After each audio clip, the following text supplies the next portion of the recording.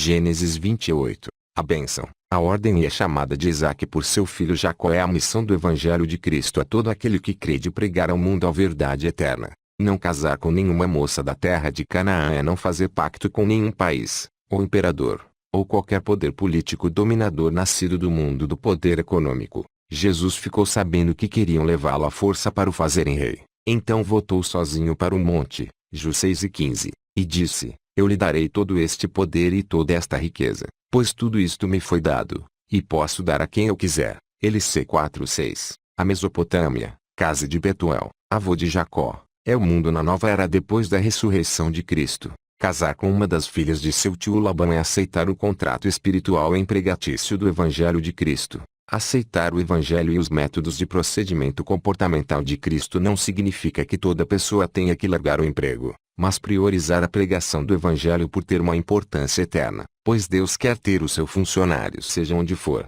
A bênção de fartura de filhos para que surjam várias nações e a conversão do mundo pelo Evangelho. Receber a bênção de Abraão, de ter filho na velhice, é receber o milagre do Evangelho de produzir colheitas de almas num campo estéril, o mundo. Depois de 4.000 anos de existência, a terra de Canaã onde Jacó vivia como estrangeiro é o céu eterno, pois quando estamos no campo do Evangelho pelo mundo, estamos pisando no céu espiritual como estrangeiro. Depois respondeu aos discípulos de João: Voltem e contem a João o que vocês viram e ouviram. Digam a ele que os cegos veem, os coxos andam, os leprosos são curados, os surdos ouvem, os mortos são ressuscitados, e os pobres recebem o Evangelho. LC 7:22. Não esquecendo-se de que essas coisas devem acontecer no meio dos que creem como sinal, como foi naquela época, hoje e até ao fim dos séculos. Assim como Isaque mandou Jacó ir morar na Mesopotâmia, assim Deus enviou a palavra para se espalhar pelo mundo. A casa de Labão também são as instituições religiosas fundadas no poder econômico do dinheiro,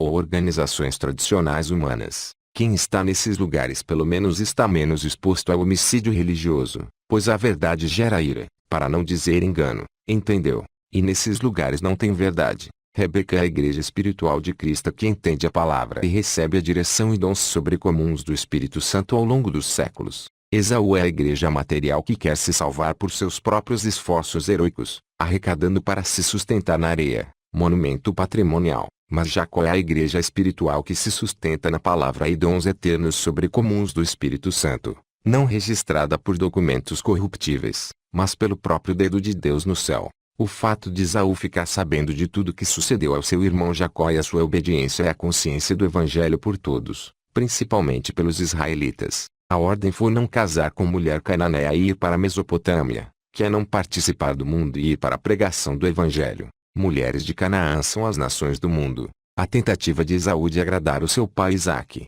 casando com a filha de Ismael, é uma previsão de que o país de Israel fará uma aliança com o anticristo por não entender a palavra e nem receber revelações do Espírito. O atual descendente de Ismael é a Arábia Saudita, com o islamismo como religião oficial, de onde virá o anticristo que enganará Israel, se passando pelo Messias, aliviando a expectativa de sua vinda devido à ignorância de Israel da palavra. Sendo assim, porque o véu da lei está até hoje sobre os seus olhos, acham que o Messias é um governador mundial. A saída de Jacó de Berseba com a finalidade de ir para Harã diz respeito ao tempo dos gentios, da ressurreição de Cristo até a sua volta para levar os crentes para a eternidade. Sua origem, chegar a um lugar sagrado de Tardinha fala do tempo que Cristo veio ao mundo para o consagrar com a nova aliança. Passar a noite fala do tempo da graça do Novo Testamento dos gentios. A pedra daquele lugar que serve como travesseiro é a igreja.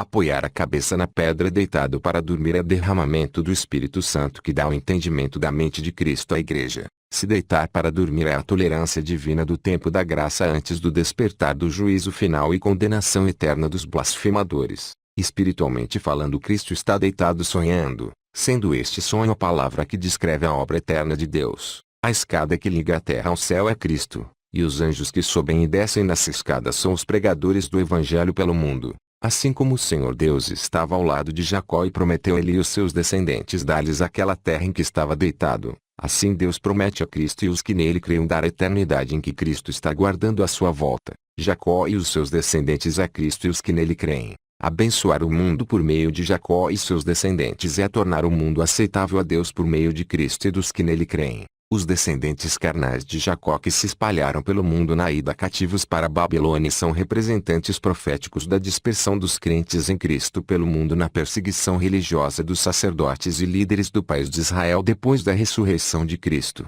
E essa perseguição dura até hoje no mundo pelos mais fanáticos religiosos contra quem prega a verdade, tanto armada às escondidas, quanto apologética e doutrinária. O dinheiro juntamente com o engano religioso e doutrinário sem dúvida tem juntado muita gente, mas o espírito de entendimento da palavra que gera fé, se posto em prática na pregação do Evangelho, tem potencial para juntar o mundo, sem dinheiro e sem engano. A promessa a Jacó é a promessa de Deus de sua presença e proteção a quem obedece a Cristo, de fazer voltar à sua origem espiritual eterna sem deixar de cumprir a glória prometida. O despertar de Jacó é o entendimento da palavra, ou seja, o nascer de novo. Quando ele diz assim, o Senhor Deus está neste lugar e eu não sabia disso, é quando alguém recebe entendimento da palavra de Deus e descobre que Deus existe por causa das alegorias proféticas subentendidas, ou seja, ocultas, que só são observadas por aqueles que meditam na palavra de Deus, tendo a prova de uma coisa maravilhosa que somente Deus pode fazer, revelar o futuro nos mínimos detalhes. Quem há como eu, que o proclame e o exponha perante mim? Quem tem anunciado desde os tempos antigos as coisas vindouras, que nos anuncia as que ainda hão de vir. Is 44:7. O lugar que Jacó diz dar medo na gente e o considera como a casa de Deus, a porta do céu, nada mais é do que a palavra viva, Cristo. De quanto maior castigo cuidais vós será julgado merecedor aquele que pisar o Filho de Deus, e tiver por profano o sangue do pacto, com que foi santificado, e ultrajar o Espírito da graça. HB 10:29. Jacó se levantar bem cedo fala, além de sua volta para apresentar a igreja a Deus, também da sua vinda para levantar a igreja do remanescente de Israel depois de sua ressurreição. A pedra deitada que o serviu como travesseiro para passar a noite representa também o povo de Israel antigo escolhido para alegorias na antiga aliança. Já a pedra erguida é a igreja. Derramar azeite na pedra para dedicá-la a Deus é o batismo com o Espírito Santo que todo crente deve receber ao longo dos séculos até a volta de Cristo para receber os dons espirituais de 1 Coríntios 14, que começou desde o dia de Pentecostes e vai até a volta de Cristo. Mudar o nome da cidade de luz para a casa de Deus fala da mudança do povo de Deus do Velho para o Novo Testamento, que antes era luz, mas agora é também casa, cidade de Deus, por ter uma fé viva gerada pelos cumprimentos proféticos. A viagem de Jacó à Mesopotâmia é a viagem dos pregadores do Evangelho pelo mundo até o fim do mundo. Quando, porém, vos perseguirem numa cidade, fugi para outra, porque em verdade vos digo que não acabareis de percorrer as cidades de Israel antes que venha o Filho do Homem. MT 10:23. O pacto que Jacó propôs a Deus de oferecer a pedra ungida após ter como pilar para ser a casa de Deus e de dar a Deus 10% de tudo quanto Deus desse a ele, com a condição de Deus não deixar faltar roupa, comida e, sobretudo, a salvação para voltar para a casa do seu Pai, céu, é os primórdios do contrato do Evangelho na seara de Deus da pregação pelo mundo. Tudo deste contrato é movido por fé, diferente do mundo que é movido por interesses em dinheiro. E perguntou-lhes, quando vos mandei sem bolsa, alforge, ou alparcas, faltou-vos porventura alguma coisa? Eles responderam, nada. LC 22:35. Tendo, porém, alimento e vestuário, estaremos com isso contentes. TM 6:8.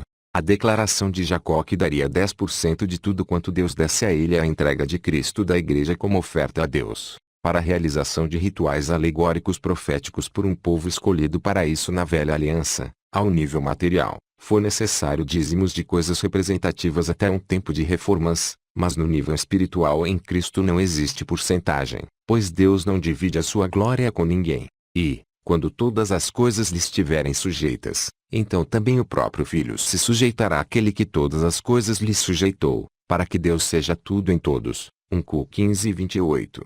Jacó disse que daria 10% não por mandamento divino, mas por tradição e costume da época, pois o país subordinado pagava 10% ao país dominador, representando que quem paga dízimos é escravo espiritual, mas a igreja dá almas a Deus, pois toda alma é dele e somos escravos de Deus, mas se damos dinheiro somos escravos do homem, para não dizer do diabo.